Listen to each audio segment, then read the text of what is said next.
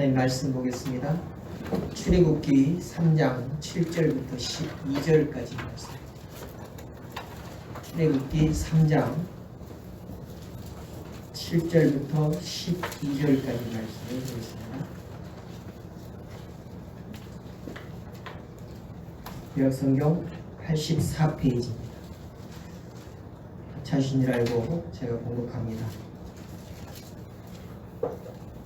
여호와께서 가라사대 내가 애굽에 있는 내 백성의 고통을 정령히 보고 그들이 그 간역죄로 인하여 부르짖음을 듣고 그 우고를 알고 내가 내려와서 그들을 애굽인의 손에서 건져내고 그들을 그 땅에서 인도하여 아름답고 광대한 땅 젖과 꿀이 흐르는 땅 곧 가나안 족속, 헷 족속, 아모리 족속, 브리스 족속, 휘 족속, 여부수 족속의 지방에 이르려 하노라. 이제 이스라엘 자손의 부르짖음이 내게 달하고 애굽 사람이 그들을 괴롭게 하는 학대도 내가 보았으니 이제 내가 나를 바로에게 보내어 너로 내 백성 이스라엘 자손을 애굽에서 인도하여 내게 하리라. 모세가 하나님께 고하되 내가 누구간데 바로에게 가며 이스라엘 자손을 애굽에서 인도하여 내리이까. 하나님이 가라사대 내가 정녕 너와 함께 있으리라. 내가 백성을 애굽에서 인도하여 낸 후에 너희가 이 산에서 하나님을 섬기리니 이것이 내가 너를 보낸 증거니라. 아멘. 2021년도가 벌써 열흘이 지나가봤어요. 이런 그 빠름을 보고 눈 깜짝할 새다. 옛날에는 이런 속담을 많이 했었죠. 세상에서 가장 빠른 새가 뭐냐? 모르셔요? 너무나 오래된 속담이라 수수께끼라 참 그렇습니다만은 자녀된 우리를 하나님께서 부르시고 또 지혜와 명철을 더하셔서 하나님의 뜻을 깨달을 수 있도록 은혜를 베푸시고 우리를 도우시는 하나님을 찬양하며 그의 이름을 높여드립니다. 2020년이 어떻게 지나가고 있었는지 너무나도 숨가쁘게 지나왔다라고 이렇게 생각을 하는데 그것이 금방 지나가 버렸습니다. 우리는 작년 초반부를 생각하면 마스크를 사기 위해서 약국 앞에 긴 줄을 섰던 것을 기억합니다. 어떤 사람들은 마스크를 구하지 못해가지고 안타까운 그런 모습을 보이기도 했는데 또 한여름에도 무척 더움에도 불구하고 마스크를 벗지 못하고 그렇게 지났습니다. 그렇게 살다 보니까 어느덧 겨울이 되고 한 해가 지나버렸죠. 그래서 우리는 작년 한 해 동안 부활절도 맥주감사절도 또 추수감사절도 그리고 성탄절마저도 참 한자리에 모여서 예배하지 못하고 각자 가정에서 또 방송으로 예배하는 그런 한 해를 지나고 말았습니다. 우리는 어떻게 살아야 이 시대를 잘 사는 것인지 늘 머리를 쓰고 여러 가지 방역 대책을 세우느라고 분주하게 살았다라고 하는 그런 생각밖에 남지 않았어요. 또 금방 소멸될 것 같은 그런 바이러스는 전 세계적으로 대유행을 확산하고 어떻게 해결할 수 없는 그런 엄청난 위력만 우리가 경험하게 됐죠. 이제는 백신을 확보했느냐 못했느냐라고 하는 것으로 정치적으로 진영 싸움을 하고 있습니다. 1년이 지난 지금 인간이 한 것이라고 하는 누가 이 바이러스에 걸렸는가라고 하는 검사하는 그런 키트만 좀 멋지게 발명을 했다라고 이렇게 여겨지죠. 그리고 우리나라는 그 키트를 개발한 제1선에 있는 그런 나라가 되었고 또 방역에서도 K방역이라고 해가지고 여러 가지로 찬사를 받았습니다만 그런데 이제 백신에 대해서는 빨리 대처를 하지 못해가지고 또 금방 그렇게 욕을 먹는 그런 모습을 우리는 또한 경험하게 됐습니다. 우리는 한때 강력한 사회적 거리두기를 정책으로 삼아서 감염 상태가 진정이 되는가 싶었는데 어느덧 또 많은 사람들이 감염이 되고 또 변종 바이러스가 발생이 돼가지고 이제는 더 쉽게 이렇게 전염이 된다라고 하는 그런 두려움 속에 떨고 있습니다. 참으로 안타까운 일이 아닐 수가 없습니다. 이런 현상의 중심에는 어쩔 수 없는 인간의 욕망이 자리 잡고 있다라고 하는 것입니다. 그래서 사회적인 탐욕과 또 개인적인 그런 욕심이 어우러져서 이 바이러스가 잡히지 아니하고 계속적으로 번져나가고 있다는 것입니다. 그래서 우리는 누구를 지적하기보다는 내 자신을 먼저 돌아봐야 할 것입니다. 그래서 얼마나 부끄러운 욕망이 우리 안에 자리하고 있는지 또 내재하고 있는지에 대해서 우리는 늘 내 자신 먼저 돌아보는 그런 삶을 살아야 할 것입니다. 우리는 작은 유혹 앞에서 자유로운 척 그렇게 하지만은 압도적인 이익이 걸린 그런 유혹 앞에서는 얼마나 쉽게 흔들리는 그런 나약한 존재인지에 대해서 우리는 깨닫게 됩니다. 인간들이 그렇게 내세우는 양심은 커다란 욕망 앞에서 쉽게 무너지고 만다는 것입니다. 그래서 최근 잇따라 들려오는 사회적 추문 속에서도 우리는 그런 비난을 멈추고 먼저 우리 자신은 그런 비난받을 만한 일들을 행하지 않는가에 대해서 또한 돌아봐야 할 것입니다. 우리는 누구나가 나쁜 환경이나 또는 나쁜 타이밍에 그렇게 놓이면은 쉽게 무너지는 그런 연약한 존재라고 하는 것을 우리는 우리 자신들에게 늘 유념을 해야 될 것이고 또 다짐을 해야 된다라고 하는 것입니다. 욕망으로 가득 찬 우리 모습이 여과 없이 벌거벗겨진다면 누구라도 도무지 부끄러워서 살 수가 없을 것입니다. 요즘에 또 개각을 한다 그래가지고 장관 후보자 청문회를 앞두고 많은 사람이 준비하고 있습니다만은 누구나 그 많은 사람들 앞에 이렇게 평가를 받기 위해서 서면은 결점이 없는 사람이 하나도 없잖아요. 그렇게 부끄러움을 당할 만한 일들을 행하는 것을 아마 스스로가 느끼지 못하고 그렇게 했을 것입니다. 그러나 평가받는 그 이치에 서면은 누구나가 다 부끄러움을 받지 않을 수가 없다는 것입니다. 그래서 우리는 모두가 다 적당하게 숨기고 포장하면서 살아가고 있죠. 그래서 우리는 각자 쇼윈도 하나씩은 가지고 살아간다라고 이렇게 여겨집니다. 거기에 최대한 매력적으로 자아를 전시하면서 사회적인 평판을 얻기 위해서 애쓰는 삶이 우리의 삶이 아닌가라고 이렇게 생각이 되어져요.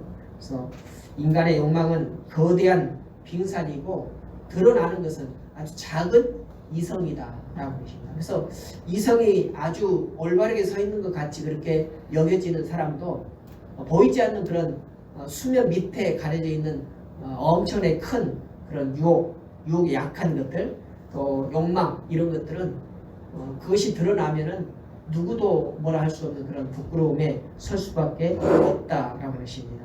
그래서 우리는 이성으로 욕망을 다스린다라고 하는 것은 참으로 쉬운 일이 아니다라는 것을 우리는 늘 생각을 하면서 그것이 우리 힘으로 우리의 마음으로는 될 수 없기 때문에 하나님께서 우리의 마음을 주장하시고 또 하나님께서 우리의 모든 발걸음들을 인도하시지 않으면 우리는 얼마 못 가서 부끄러움에 당할 수밖에 없다라고 하는 것입니다. 그래서 우리는 늘 하나님께 의지하고 우리 힘으로 무엇을 하기보다는 하나님께 의탁하는 그런 삶을 살아야 할 것입니다.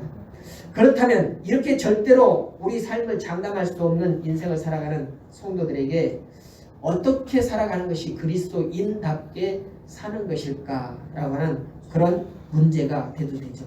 그래서 정신 차리고 우리는 전능하신 하나님을 바라보고 하나님께 우리의 모든 삶을 맡겨드려야 되겠다라고 하는 그런 마음이 다시금 듭니다. 그래서 성경은 너희는 먼저 그의 나라와 그의 의를 구하라 라고 이렇게 말씀합니다. 우리의 욕심에 따라서 살아가면 언젠가는 반드시 부끄러운 삶을 살 수밖에 없다는 것입니다. 그래서 성도는 먼저 하나님의 나라와 하나님의 의를 바라보며 그것을 추구하는 삶을 살아갈 때 전혀 부끄러운 삶이 되지 않을 것입니다. 그래서 하나님 예수 그리스도께서 이렇게 말씀하신 그 말씀을 확실하게 부여잡고 그 말씀을 따라 살아가야 할 것입니다. 그래야 그리스도인다운 삶을 살 수 있다는 것입니다. 세상의 욕망과 욕망의 노예 그리고 죄의 종으로 살던 우리를 하나님께서 불러주시고 또 하나님의 자녀 삼아 주셔서 예수 그리스도를 구세주로 바라보면서 살아갈 수 있도록 해주신 것. 이러할 때 우리는 넘어졌다 할지라도 또 쓰러졌다 할지라도 굳건하게 말씀을 부여잡고 일어나야 할 것입니다. 우리가 겪는 환난과 질고 역경과 신음을 하나님께서는 보고 계십니다. 분명히 우리가 고난당하고 있을 때 하나님께서는 외면하지 아니하시고 보고 계신다. 또 알고 계신다. 라고 이렇게 말씀하고 있습니다. 또 우리 교회와 또 우리 성도들이 이 어려운 시기, 이 고난의 시기를 어떻게 통과하고 있는지에 대해서도 하나님께서는 보고 계시고 또 알고 계시다라고 하는 것입니다. 그래서 그런 우리들에게 하나님께서는 좋은 것으로 또 차고 넘치는 것으로 또 필요한 것을 시시때때로 채워주시는 하나님이심을 믿고 하나님의 회복하시는 그런 기대를 가지며 살아가는 우리 모두가 될 수 있기를 주님의 이름으로 부탁을 드립니다. 자, 오늘 본문 말씀을 통해서 은혜 받기로 하는데 먼저 3장 7절과 9절에 보니까 하나님께서는 보고 계시고 알고 계시다라고 말씀하고 있습니다. 하나님께서는 모든 백성들의 상황을 파악하고 계시다는 것입니다. 출애굽기 2장 23절부터 25절을 보니까 이렇게 말씀하십니다. 여러 해 후에 애굽 왕은 죽었고 이스라엘 자손은 고역으로 인하여 탄식하며 부르짖으니 그 고역으로 인하여 부르짖는 소리가 하나님께 상달한지라. 하나님이 그 고통 소리를 들으시고 아브라함과 이삭과 야곱에게 세운 그 언약을 기억하사 이스라엘 자손을 번념하셨더라. 이렇게 말씀입니다. 무슨 말씀입니까? 야곱이라고 하는 한 죄수, 마치 노예처럼 그렇게 애굽 상인에게 팔려서 끌려온 한 청년이 애굽에서 그 애굽이 기근을 당하는 그런 상황 속에서 그 나라를 구하는 그런 놀라운 일을 펼쳤습니다. 그래서 그 요셉이라고 하는 사람이 애굽의 총리가 되잖아요. 그래서 요셉이 그렇게 탄탄한 자리를 마련한 다음에 가나안 땅에 있는 자기 가족들을 전부 다 데리고 와서 몇 년이 흐른 다음에 한 민족을 이루어 살아갑니다. 그러니까 애굽 민족 안에 가나안 민족이 이렇게 태동이 되는 그런 과정이 있었다는 거죠. 그런데 그렇게 명망을 떨치고 애굽을 위기 속에서 건져냈던 그 요셉이 죽고 난 다음에 한 몇십 년이 흐르니까 애굽 사람들에게 요셉이라고 하는 그 사람의 이름은 망각되어져 버려요. 요셉이 가나안 백성 요셉이 우리를 위하여서 어떤 일을 했는가에 대해서 까맣게 잊어버렸다는 거죠. 그리고는 그들에게 기생되어 살아가는 가나안 백성들을 못살게 굴고 이제는 높여주는 것이 아니라 그들의 노예처럼 종처럼 이렇게 여기고 살아간다는 것입니다. 그래서 동등하게 살아가던 그런 두 민족이 이제는 한 민족은 갑이 되고 한 민족은 을이 되어 살아가는 그런 모습을 하나님께서 다 보고 계신다. 또 알고 계신다. 그리고 그 가나안 백성들이 하나님을 향하여서 부르짖는 그 소리를 들으셨다라고 이렇게 말씀합니다. 그래서 그 목소리를 부르짖는 그 목소리를 들으시고 그냥 그런가 보다 하지 아니하시고 마음에 다시 한번 다짐을 하고 계시는 거예요. 무슨 다짐이요? 이 백성이 내 백성이다. 이 백성을 이 애굽에게서 건져내야 되겠다. 내가 이 백성과 약속했던 그 땅으로 인도해내야 되겠다라고 하는 그런 생각을 다시 한번 다짐한다라고 하십니다. 누가요? 하나님께서는 아브라함과 약속하셨던 그 약속을 잊어버리지 아니하시고 지금 다시 한번 상기시키시고 그 백성을 반드시 꺼내야 되겠다. 이끌어내야 되겠다라고 하는 그런 마음을 드셨다는 것입니다. 그래서 하나님께서는 이런 고통 가운데 있는 백성들이 신음하고 부르짖는 그 목소리를 들으셨다라고 하는 그런 말씀이죠. 그래서 근심하지 아니하시고 외면치 아니하시는 하나님의 모습을 우리는 이 말씀 속에서 보게 되는 것입니다. 믿음의 자녀들은 이 사실을 분명하고 또 확실하게 믿어야 할 것입니다. 하나님께서는 어떠신다고요? 우리를 보고 계시다는 것입니다. 마치 CCTV처럼 어떻게 살아가는가, 어떤 아픔 속에 살아가는가, 어떤 고통을 느끼며 살아가는가에 대해서 그냥 모른 채 하고 가는 것이 아니라 다 살펴보고 계시다라는 것입니다. 그래서 우리가 어떤 상황을 어떻게 헤쳐나가는지에 대해서 하나님께서는 정확하게 알고 계시는 것입니다. 두려움과 염려와 불안 가운데 안절부절하지 못하는지, 또 주저앉아 있는지, 혹은 뒤로 물러나는 그런 삶을 살고 있지 않는지 모두 다 보고 계시고 알고 계시다는 것입니다. 하나님은 이스라엘 백성들이 이 애굽 땅에서 학대받고 또 고통을 당하고 그리고 신음하는 그런 이스라엘 백성들, 이런 백성들의 부르짖음을 들으시고 이 백성을 구원해야 되겠다라고 하는 그런 마음에서 그 민족 중에 도망하였던 한 사람 모세를 부르시는 그런 모습을 우리는 본문에서 보게 되는 것입니다. 근데 이 과정에서 왜 하필이면 모세를 부르시는데 모세가 젊고 힘이 왕성할 때 좀 불러가지고 세웠으면 얼마나 좋겠습니까? 여러분 우리도 그렇잖아요. 무슨 일을 하려면은 힘있고 능력이 있고 젊은 사람을 세우자 이런 말들 잘 하잖아요. 근데 오늘 보니까 하나님께서는 모세를 부를 때 모세가 나이가 몇 살이었어요? 80이요 80. 그가 정말로 목동으로서 살아가는데 왕성한 그런 일을 했던 사람이 아닙니다.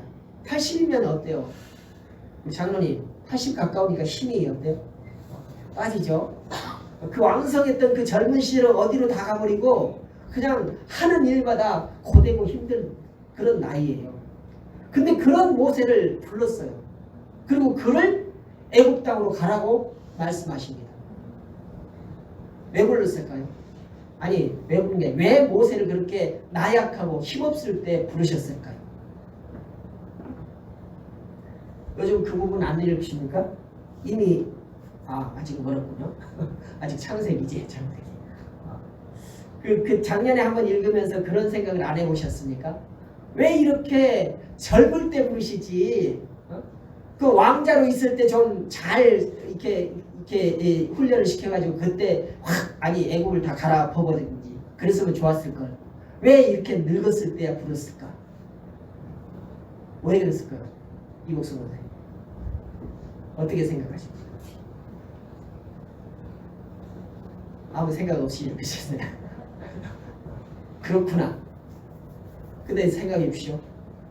만약에 혈기왕성하고 혼자서 막 100명도 싸워서 이길 만한 그런 힘이 있을 때 불렀다면, 마치 삼손처럼 그런 능력이 있을 때 하나님께서 모세를 불렀다면 모세가 행했던 그 일, 그 가나안 땅으로 인도하여내는 그런 일들을 성공적으로 이루었을 때 모세가 어떤 마음을 가졌을까요? 내가 했다. 내 힘으로 했다. 내 능력으로 했다. 이런 마음을 가질 수 있다는 것입니다. 그래서 아마도 하나님께서는 그런 마음을 갖지 못하게 하기 위해서 힘없고 나약하고 정말로 흐름한 그런 모습에 놓인 모세를 부르지 않았는가라고 이렇게 추측이 되어집니다. 성경에 그렇게 기록이 안 돼 있죠. 그럼 우리가 추측을 할 수 있다는 것입니다. 왜 그렇게 80대 노인을 불러가지고 이스라엘 지도자로 세우셨는가? 그건 바로 하나님께서 하셨다는 것을 알게 하기 위해서, 내가 한 것이 아니라 하나님께서 하셨다는 것을 인식하게 하기 위한 그런 뜻이 아닌가라고 이렇게 생각이 되어집니다. 그래서 오늘 하나님께서 나이 먹은 나를 부르신 그 부르심에도 우리는 그런 마음을 가져야 돼요. 나는 늙고 힘없으니까 아무것도 할 수 없어요. 나는 안 하겠습니다가 아니라 그런 나를 불러주신 것은 바로 나를 통해서 하나님께서 영광 받으시기 위해서, 이 나약하고 힘없는 나를 통해서 하나님께서 하셨다는 것을 많은 사람들이 알게끔 하기 위해서 이렇게 연약한 나를 부르셨구나 라고 하는 그런 마음을 가지고 일하셔야 한다는 것입니다.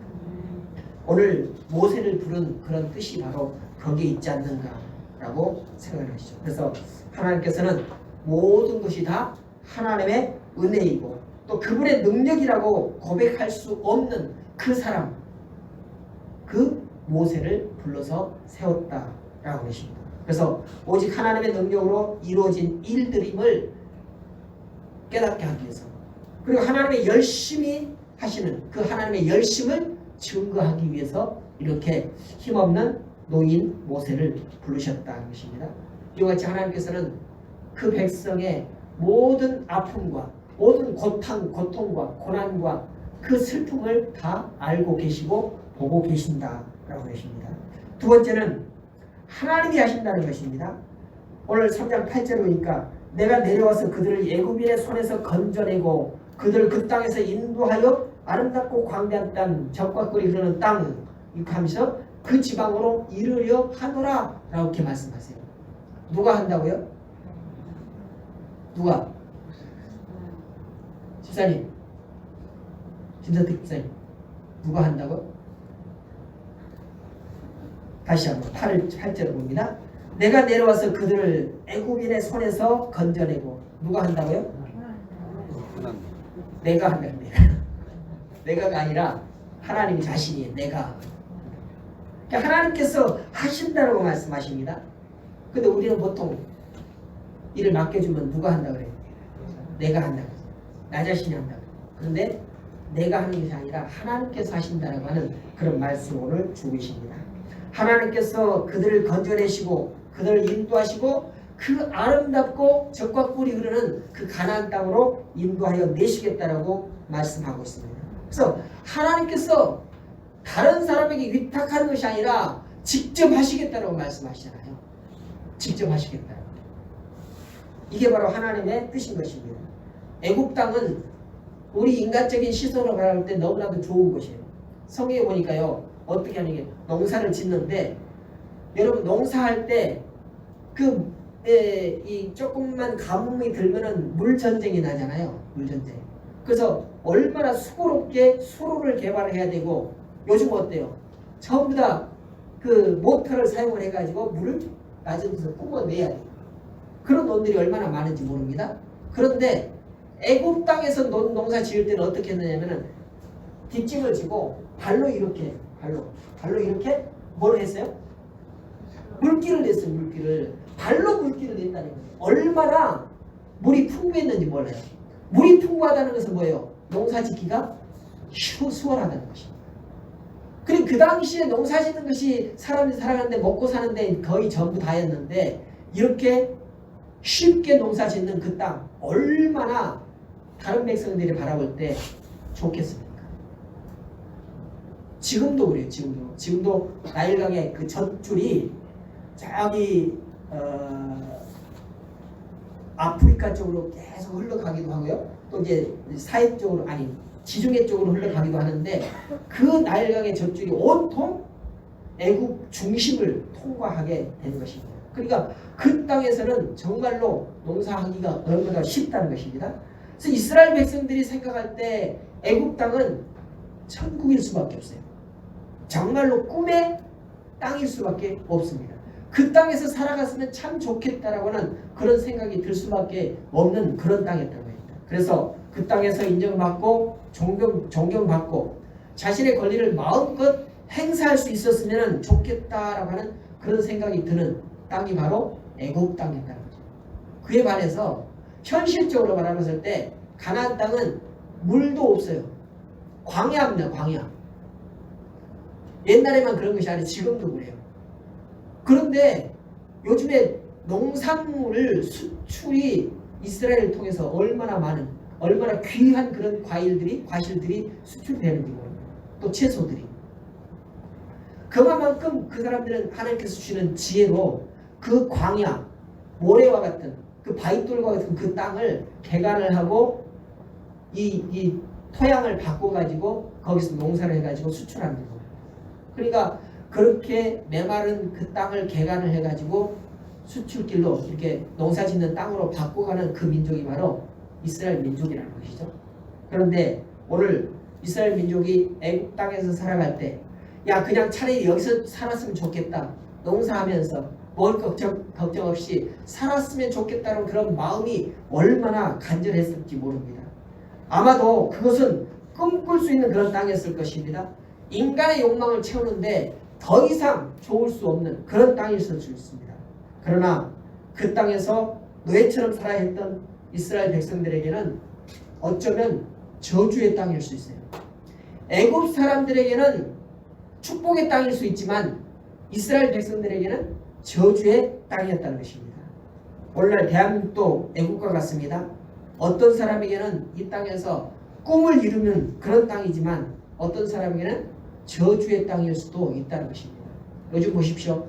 제주를 통해서 이렇게 그 난파선들이 왔던 때가 있었죠. 그 아프리카에서 출발을 해가지고 우리나라 제주도까지 이렇게 왔어요. 그래가지고 살려달라고, 우리를 받아달라고 했는데 얼마나 그것에 거부하는 사람들이 많습니까?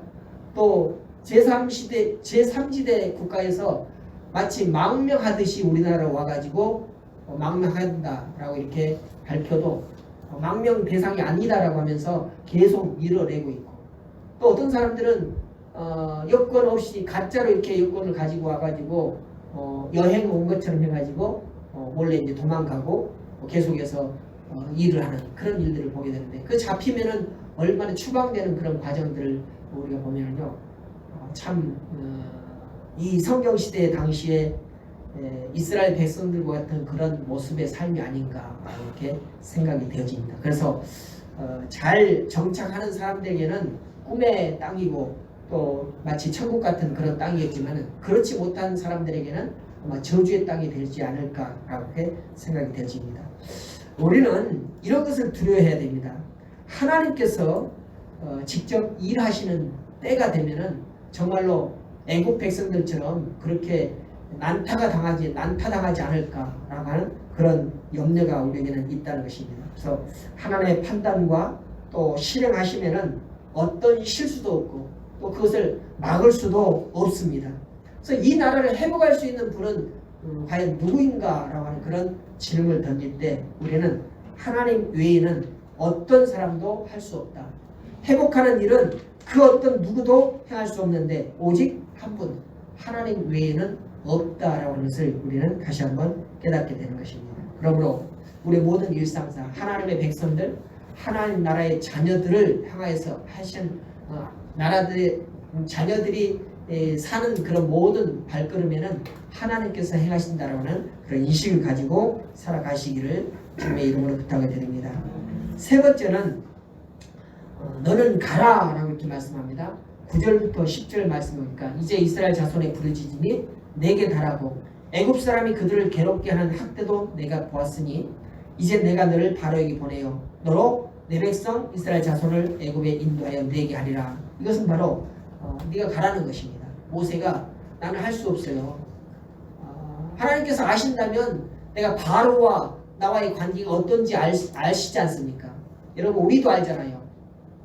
천천히 원수가 돼서 그렇게 도망을 갔잖아요. 그런데 그 바로에게 가라고 말씀합니다. 그러니까 나는 갈 수 없어요 라고 이렇게 어떻게 한가하지 않을 수가 없잖아요. 우리도 그렇잖아요. 힘없고 또 뭐 병들고 그러면은 하나님 나는 이제 할 수 없어요. 젊었을 때 많이 했잖아요. 이제는 더 이상 할 수 없어요 라고 하는 그런 항변들이 많이 있지 않습니까? 이렇듯이 아마 모세도 그랬을 것입니다. 또 더 나아가서 모세는 나는 입이 아둔해요 라고 말할 줄 모르는데 어떻게 그 바로 앞에 가서 내가 뭐라고 하겠느냐 이거죠.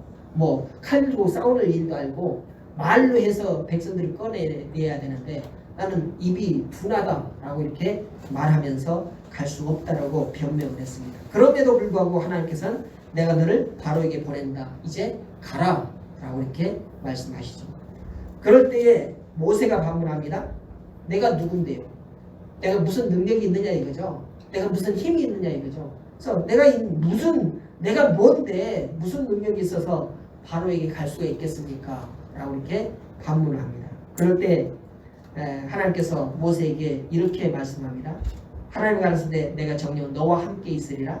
내가 백성을 애굽에서 인도하여 낸 후에 너희가 이 산에서 하나님을 섬기리니 이것이 내가 너를 보낸 증거니라. 지금 호렙산에서 지금 말씀합니다. 호렙은 시내 반도에 있는 시내산 한 줄기 호렙산입니다. 거기서 지금 하나님이 그 떨기나무에 불꽃을 붙이고 거기서 모세가 그 환경이 뭔가 하며 바라볼 때 하나님께서 말씀하시는 거죠. 지금 하나님과 모세가 지금 대화하고 있는 것입니다. 그래서 그렇게 나는 갈 수 없어요. 나는 능력이 없어요. 힘이 없어요. 내가 무슨 능력 가지고 지금 바로 앞에 나가겠습니까? 라고 이렇게 반문할 때 하나님께서는 내가 너와 함께 있다. 내가 너와 함께 있다. 한번 따라서 합시다. 하나님께서 나와 함께 하십니다. 하나님께서 나와 함께 하십니다. 그래요. 모세가 정말로 자신이 없었어요. 나는 말도 할 수 없어요. 잘하지 못해요. 그런데 그 왕, 애굽의 왕 바로 앞에 가서 내가 무슨 말 하겠습니까? 라고 했을 때 내가 너와 함께 하겠다. 내가 너와 함께 하겠다. 이렇게 말씀하죠. 그래서 그런 아마도 모세도 그렇게 자기 자신과 말씀을 나누는 대화를 하는 그 대상이 누군지에서 확실하게 아직 모르는 것 같아요. 하나님이라고 하시는 그 분이 자기 예전부터 자기 민족이 믿어왔고 섬기는 분이었지만 그 대화하는 분이 과연 그분일까? 과연 이분이 정말로 나와 함께 하실까? 라고 하는 것을 마음으로 아직 믿지 못하는 것 같아요. 그럴 때 하나님께서 뭐라고 합니까? 너희가 내 백성을 이끌고 나와서 지금 너와 내가 서 있는 이 호렙산, 이 신의 산에서 내게 예배할 때가 있을 것이다. 그렇게 되어지는 것이 바로 내가 너의 하나님이고 내가 너와 함께하는 증거이다. 이렇게 말씀합니다. 증거이다. 지금 너의 마음으로는 믿어지지 않는다 할지라도 곧 얼마 안 있으면 그 증거가 나타나게 될 것이라는 거죠. 나타나게 될 것이다. 근데 우리의 상황을 보십시오. 우리가 열심히 기도했습니다. 그리고 그것이 응답이 되어졌어요. 그 나중에 그것을 실제로 일이 이루어지는데 이게 정말 하나님께서 하신 일인 데서 알지 못할 때가 얼마나 많습니까? 야, 어떻게 이루어졌지? 참 묘하다 라고까지는 생각하는데 이게 하나님께서 하신 일이라고 해서 알지 못한다는 거예요. 그런데 오늘 하나님께서 그 증거를 보여주시는데 이스라엘 백성들이 히브리 민족이 애굽에서 나와서 호렙산에서 하나님 앞에 예배할 때 그것이 바로 하나님께서 함께 하신다는 증거라는 것이죠. 여러분도 아마 하나님께서 그렇게 말씀하실 때가 있습니다. 내가 이렇게 해주겠다. 바로 그것이 이루어지는 것이 바로 하나님의 증거라는 거죠. 근데 우리는 그걸 알지 못할 때가 너무나 많다는 것입니다. 내가 기도하기는 했는데 이게 정말 하나님께서 이루어주시는 것인지 아니면 다른 과정을 통해서 어떤 사람을 통해서 이루어지신 것인지 잘 분간이 안 될 때가 많다는 것입니다. 그러나 오늘 말씀을 보니까 하나님께서 분명히 모세에게 이렇게 이루어질 때 이런 일이 있어질 때 이것이 내가 너와 함께하는 일이다. 내가 너를 통해서 일하는 그 증거이다 라고 우리에게 가르쳐 주고 있는 것입니다. 그래서 오늘 하나님께서는 회복시키려고 작정하신 하나님의 말씀을 믿고 순종하며 나아가라고 하는 것입니다. 나는 할 수 없지만 나는 능력이 없지만 그래서 안 하고 싶지만 그럼에도 하나님께서 하라고 말씀하실 때는 그 말씀이 반드시 이루어질 것을 믿고 순종하며 나아가는 것 이것이 바로 하나님의 뜻이라는 것입니다. 그래서 내가 정녕 너와 함께 있으리라 라고 하는 그런 약속의 말씀을 의지하고 가라라고 하는 것이죠. 전능하신 하나님께서 우리 교회에게도 동일하게 말씀하십니다. 두려움과 불안으로 어찌할 바를 모르며 고통 속에서 신음하는 이 백성을 향하여서 가라고 말씀하십니다. 지금 바이러스 때문에 어디로도 갈 수 없는 그런 상황입니다. 그럼에도 불구하고 하나님께서는 우리에게 말씀하시기를 나를 믿고 나를 의지하고 가라라고 말씀하신다는 것이죠. 그래서 하나님의 뜻과 계획을 이루는 통로로서 우리가 세상으로 나아가기를 명하시는 것입니다. 사랑하는 성도 여러분, 하나님의 사랑과 은혜를 드러내고 또 하나님 나라의 의를 이루는 그런 일에 쓰임받는 교회 그리고 쓰임받는 우리 모두가 될 수 있기를 다시 한번 부탁을 드립니다. 그러기 위해서 하나님께서는 세상으로 가라고 하는 그런 말씀 우리 주실 때 그 말씀에 순종하고 순명하는 그런 우리의 삶이 되어야 할 것입니다.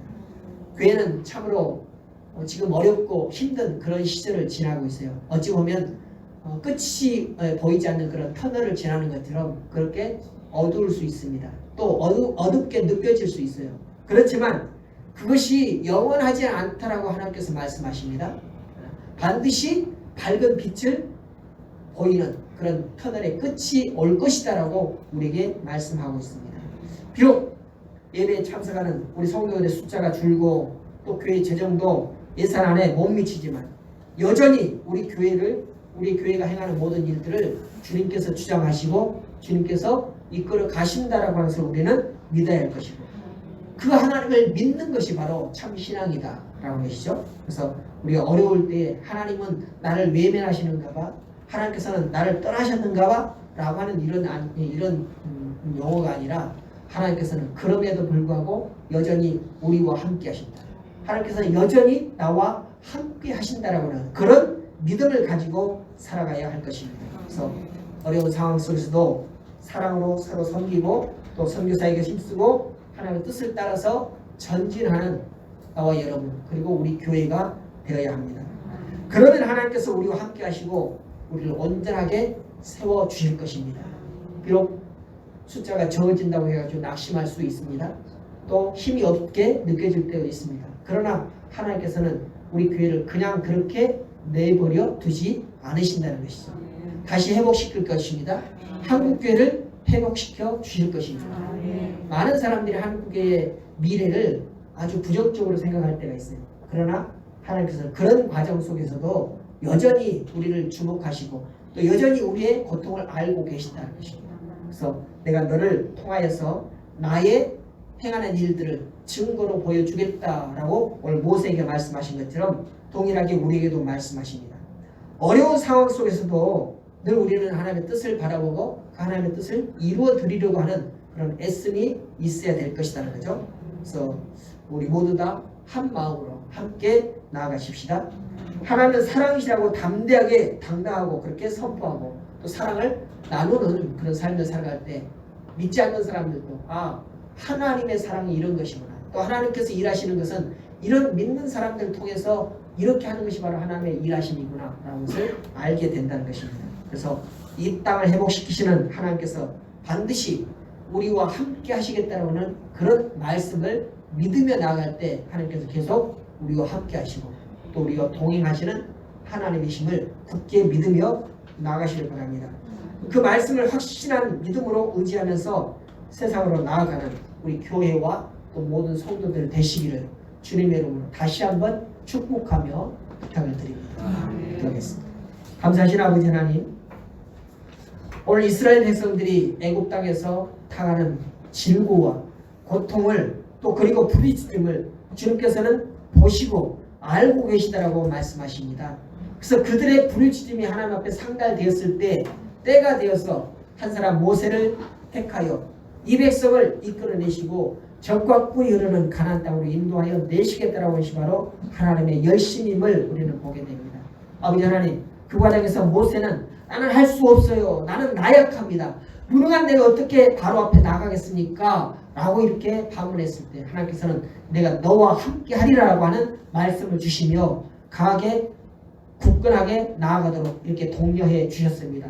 다시 회복시켜 주시는 하나님을 경험케 하여 주셨습니다.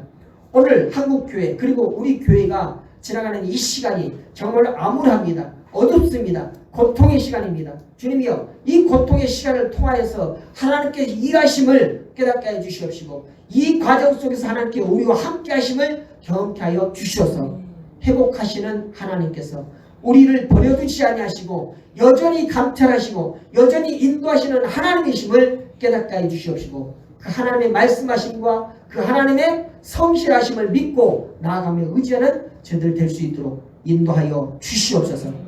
그래서 하나님께서 회복하실 한국교회, 하나님께서 회복하실 은진교회를 기대하며 나가는 저희들 될 수 있게 해주시옵시고 그 과정 속에서 쓰임받는 저희들 될 수 있도록 인도해 주시옵소서. 또 우리 개인적으로 여러 가지 고난과 질문을 당할 수도 있습니다. 그런 과정 속에서도 하나님께서는 여전히 우리와 함께 하시고 우리를 보호하시고 지키신다고 하는 그 말씀을 믿게 하여 주시옵소서.